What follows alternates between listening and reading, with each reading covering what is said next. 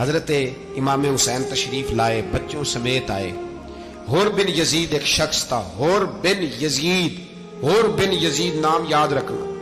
حور بن یزید ایک مختصر سا لشکر لے کے اس نے امام حسین کو ایک جگہ پہ روکا، پھر دوسری جگہ پہ روکا، بالآخر تیسری جگہ پہ روکا تو امام حسین نے فرمایا جگہ کون سی ہے؟ کہا حضور کرب و بلا۔ فرمایا بس یہی خیمے لگا دو، یہی۔ حضرت سیدہ زینب نے پوچھا امام حسین سے کہ سارے زمانے نے روکا ہے، ٹھیک ہے آپ حق پہ ہیں، یہ بھی سب نے کہا آپ حق پہ ہیں، پر روکا بھی سب نے، آپ روکے کیوں نہیں؟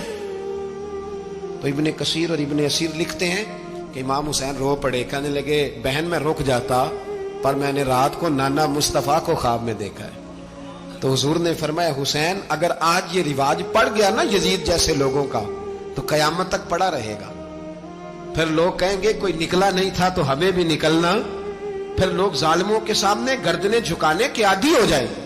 میں کہتا رہتا ہوں، کہہ رہا ہوں، کربلا کی جنگ کفر اسلام کی جنگ نہیں، کفر اسلام کی جنگ نہیں کربلا کی، کیونکہ یزید تو بڑا پکا نمازی تھا، خطبہ دیتا تھا وہ تو۔ جب امام حسین رضی اللہ تعالیٰ عنہ نے کربلا کے میدان میں جمعے کا دن تھا تو یزید کے سامنے کو بات کرنی شروع کی، عمر بن سعد کے سامنے، تو عمر بن سعد کہنے لگا حسین زیادہ باتیں نہ کر، ہمارا جمعہ لیٹ ہو رہا ہے، جنگ کے لیے تیار ہو۔